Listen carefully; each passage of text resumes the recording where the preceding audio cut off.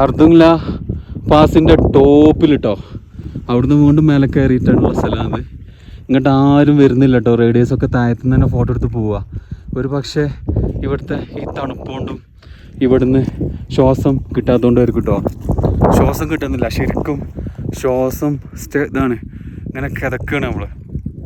മൊത്തം കറുത്ത് കരിവാളിക്കാണ്. എന്താ വെച്ച് കഴിഞ്ഞാൽ ഈ വെയിലും പിന്നെ ഈ തണുപ്പും എല്ലാം കൂടെ അങ്ങോട്ട് അടിച്ചിട്ടേ ഒരു രക്ഷയില്ല. ശ്വാസം കിട്ടാത്തതാണ് വലുത്.